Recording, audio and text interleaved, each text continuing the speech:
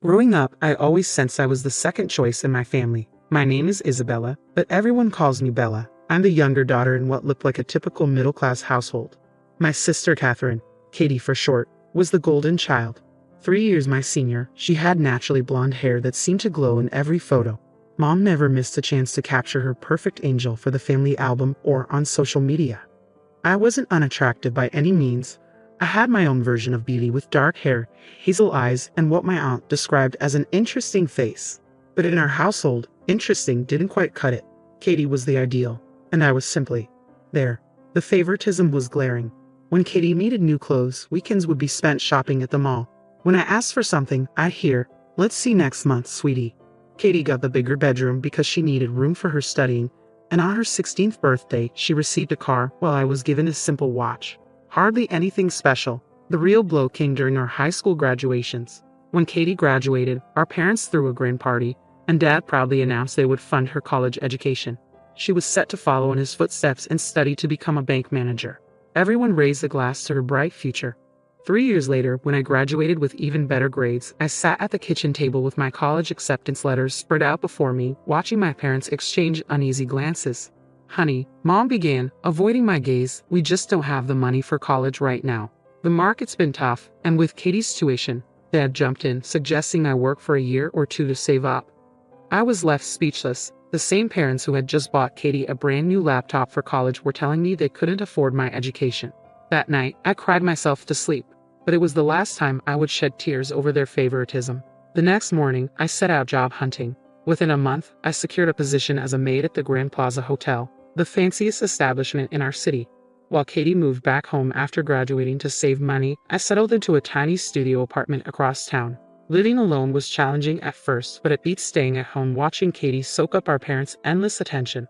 My apartment may have been basic, but it was mine. Each night, when I returned home exhausted from work, I felt a surge of pride in my independence. I dedicated myself to my job at the Grand Plaza Hotel, viewing every task as a chance to learn the hotel business from the ground up. "Bella, you're the only one who consistently gets perfect room inspection scores," Mrs. Rodriguez, the head housekeeper, praised me after just 3 months. "How do you do it?"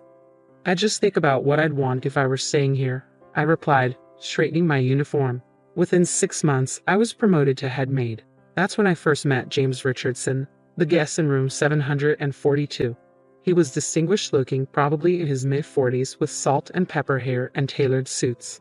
I noticed him watching me one morning while I oversaw the cleaning on the 7th floor. "Miss," he called out, "could I have a word?" What began as a simple question about extra towels turned into a 15-minute conversation about hotel operations. The next day, he happened to run into me again, and the day after that. "Join me for dinner tonight," he suggested casually on his 5th day at the hotel. "I know a lovely restaurant downtown." I straightened my shoulders and met his gaze. "Mr. Richardson, I appreciate the invitation, but I need to be clear. If you're looking for a temporary arrangement during your stay, I'm not interested." Instead of being offended, he laughed. "Fair enough, but my invitation stands. Just dinner, nothing more." I declined politely but firmly. He remained friendly and respectful for the rest of his 3-week stay. On his checkout day, he left me his business card. I tucked it away, thinking it would be the last I heard from him. But 2 weeks later, everything began to change. First, I was summoned to the hotel manager's office and offered a position at the front desk, a significant promotion. Before I could even settle into my new role, I was promoted to head of the registration team. A few weeks later, I became the assistant manager of the front office. Within 2 months of Mr. Richardson's departure, I found myself managing the entire front office. The speed of my advancement was dizzying. Although I knew I was good at my job, it felt almost surreal. Then the whispers began. "She must be sleeping with Mr. Blackwood," I overheard one receptionist say, referring to our hotel owner. "Did you see how fast she moved up? Nobody gets promoted that quickly without you know." I tried to brush off the gossip, but it stung. I had worked hard for every promotion, putting in late hours and mastering every facet of the operation. Yet people assumed I had slept my way to the top. In truth, I had barely met Mr. Blackwood, let alone had an affair with him. One Monday morning, Mr. Blackwood's secretary called to schedule a meeting, sending my stomach into knots. Unexpected meetings usually meant trouble. I knocked on his office door precisely at 2 p.m. "Come in, Bella," he called out. "Please have a seat." Mr. Blackwood was a tall man in his 60s with kind eyes that always seemed to be evaluating something. He shuffled some papers on his desk before looking up at me. "You've done exceptional work here," he began, "but there's something we need to discuss. Your position as front office manager typically requires a college degree in hospitality management or a related field." My heart sank. Here it was. They finally realized I wasn't qualified for the job. "I think it's time for you to go to college, Bella." I blinked, taken aback. "I'm sorry, what?" "The hotel will work with your schedule," he assured me. "We want you to get your degree while you maintain your position here." My mind raced. This was completely unexpected. "I don't know what to say," I stammered. "Thank you, but why?" He smiled and reached into his desk drawer. "I don't often take advice about personnel decisions from outside sources, but in your case, a good friend insisted I pay attention to you." He slid a business card across the desk. I picked it up, my breath catching in my throat. It was the same number Mr. Richardson had given me months ago. That evening, I sat in my apartment, staring at the card for what felt like an eternity before finally picking up my phone. My hands trembled as I dialed the number. "I was wondering when you'd call," James' familiar voice answered on the second ring. "You're friends with Mr. Blackwood?" I managed to ask. James chuckled. "We've known each other for 30 years. When I spot talent, he trusts my judgment. So yes, all those promotions were earned." His tone turned serious. "I simply suggested he pay attention to your potential. Everything you've achieved is on your own merit." We talked for hours that night. He shared how he had observed my work during his stay and had been impressed by my attention to detail and natural leadership abilities. He saw in me a reflection of his younger self, a drive to prove oneself against all odds. 2 days later, we dined at that same restaurant where he had first invited me months ago. This time, I accepted. I enrolled in college the following week, majoring in hotel and restaurant management. James supported me every step of the way, not just emotionally, but practically. He helped me study and shared his business insights, teaching me things no textbook could cover. Our relationship deepened naturally. There were no grand romantic gestures, no dramatic moments when everything changed. We simply grew closer day by day until being together felt as natural as breathing.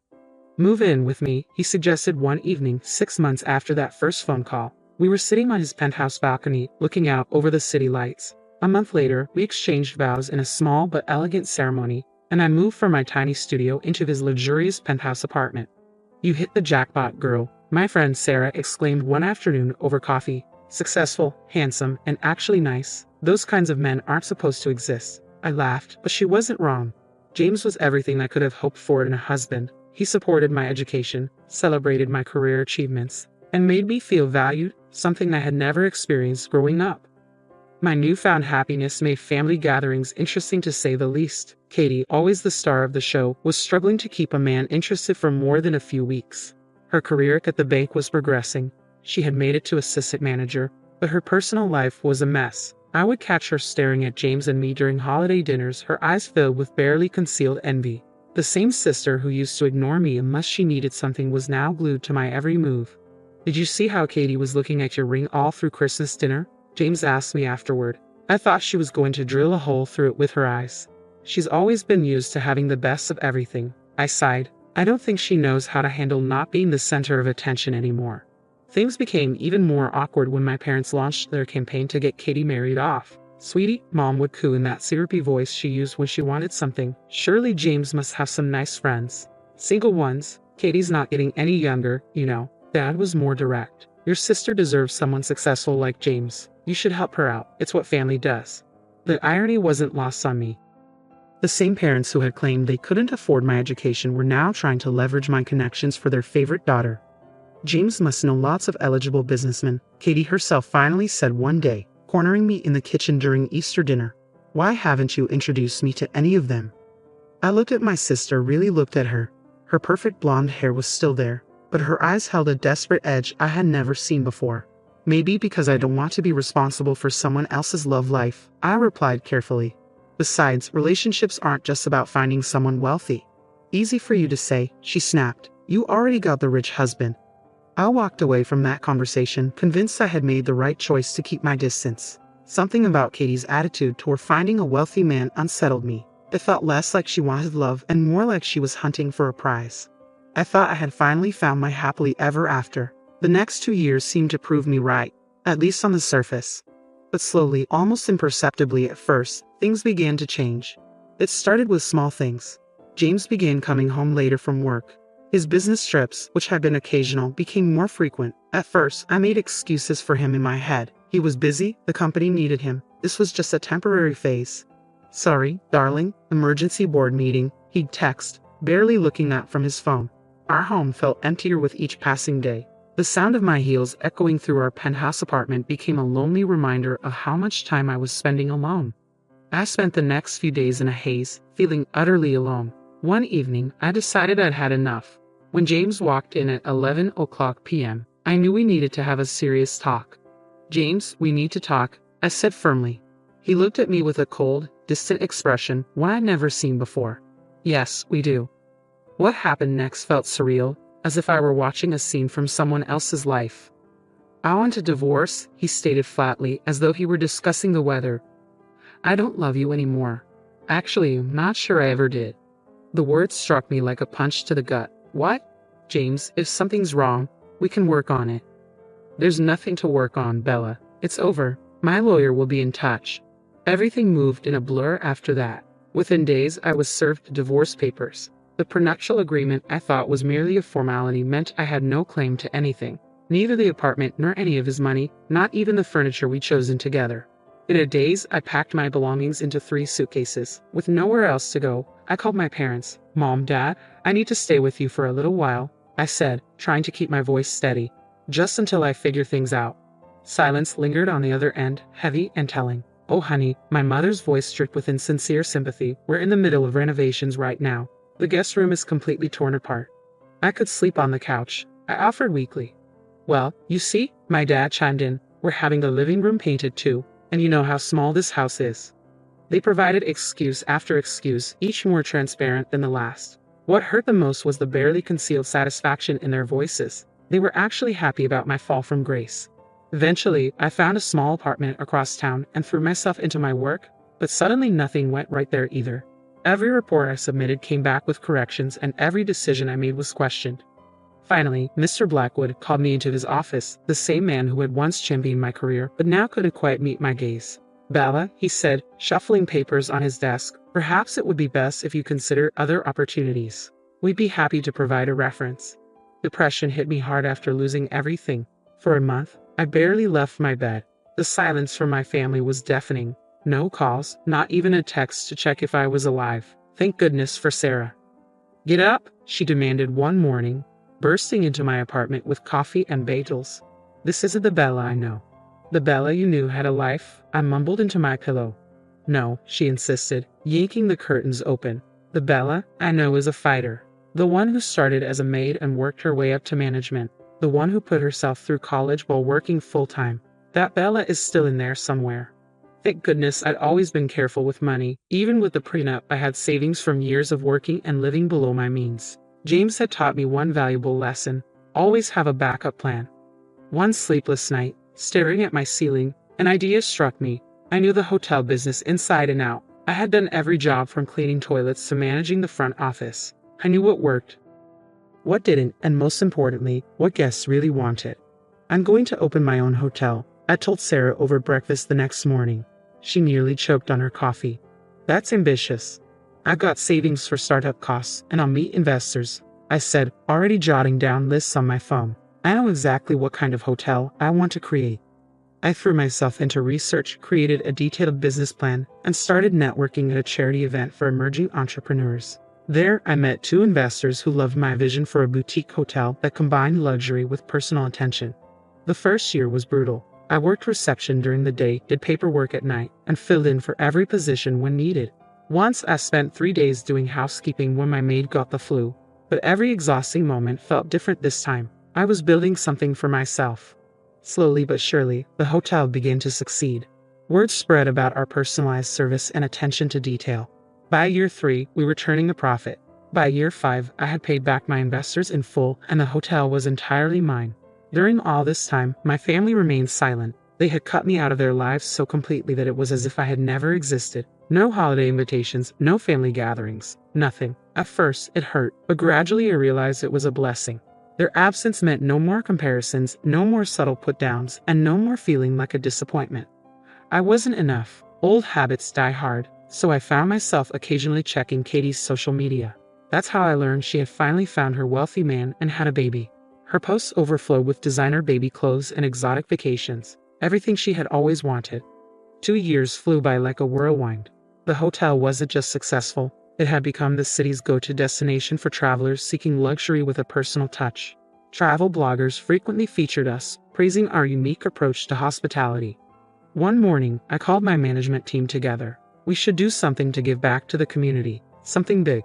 That was how the idea for our first charity gala was born. We transformed the hotel's grand ballroom into a glittering wonderland and invited local celebrities, business leaders, and the press. The event aimed to raise funds for educational scholarships for underprivileged students, a fitting cause given my own history with education. The gala was a massive success. Local TV stations covered it, and online news sites ran features about the rags to riches story of the hotel's owner. Suddenly, I found myself in the spotlight. 3 days later, my front desk manager called my office. "Miss Bennett, your parents are in the lobby. They're quite insistent about seeing you and say they won't leave until you come down."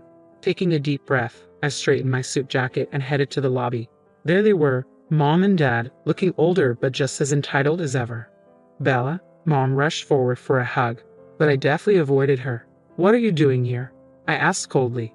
"Your parents want to reconnect with their daughter," Dad said, trying to sound hurt. I laughed bitterly. "You weren't proud when I needed a place to stay after my divorce. You weren't proud during the 7 years you didn't bother to call." "Oh, that's water under the bridge," Mom waved her hand dismissively. "Families should stick together in hard times. Speaking of which," her voice dropped to a conspiratorial whisper, "Katie's going through such a difficult period. Her boyfriend left her, and now she's all alone with the baby. He won't pay any child support. Surely you could help your sister out?" Perhaps it was morbid curiosity or just a desire for closure, but something made me ask, "How exactly do you expect me to help Katie?" Mom's eyes lit up, thinking she found an opening. "You could talk to her baby's father, make him understand he needs to support his child." I couldn't help but laugh. "And why would this man listen to me? I don't even know him." "Don't be coy, Bella," Dad snapped. "Of course, you know James. He was your husband after all." The world stopped spinning for a moment. The pieces suddenly clicked into place with sickening clarity. "Katie and James," I whispered. "Well, it's not like it was planned," Mom said defensively. "These things just happen." "These things just happen?" My voice rose. "My husband and my sister. And you knew? You knew all this time." "Katie and James fell in love," Dad said, as if that explained everything. "We couldn't very well take sides." "Couldn't take sides?" I was nearly screaming now. "You absolutely took sides. You cut me out of your lives. You refused to help me when I had nowhere to go. And now you have the audacity to come here and ask for my help." "Don't be so dramatic," Mom huffed. "Everything worked out for the best. Look at you. You have your own hotel now. So James did the right thing having you fired from your old job. Katie thought it would be too awkward for you to work there." I stared at my parents, these people who had raised me, who were supposed to love and protect me. In that moment, I saw them clearly for the first time, not as parents who favored Katie, but as willing accomplices in destroying my life. "Get out," I said quietly. "Now, Bella," Mom started. "Get out," I screamed. "Security." 2 of my security guards appeared instantly. "These people are banned from the premises," I told them, my voice shaking with rage. "They are never to be allowed in this hotel again, under any circumstances. Escort them out." "You ungrateful little," Dad began, but the guards were already moving them toward the door. "You regret this," Mom shouted. "Family is all you have." "No," I called after them. "Family is supposed to love you, support you, protect you. You're not family, you're just people who happened to raise me." That was the last time I spoke to my parents. Through mutual friends and social media, I heard snippets of what happened after Katie and James' relationship imploded spectacularly. She posted daily rants about him on social media, calling him every name in the book while he threatened her with lawsuits for defamation. My parents lost most of their retirement savings in a bad investment and had to downsize their house.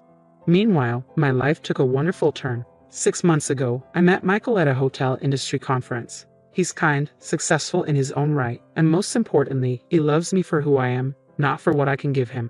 We're getting married next spring. Sometimes, late at night, I scroll through Katie's angry social media posts about James, watching their dirty laundry get aired for all to see. I find myself laughing at the cosmic justice of it all. My sister, who thought she'd won everything by stealing my husband, now posts daily sob stories about being a single mom. James, who thought he'd upgraded to the better sister, is watching his reputation get dragged through the mud. And me, the sister they thought they destroyed, I'm thriving.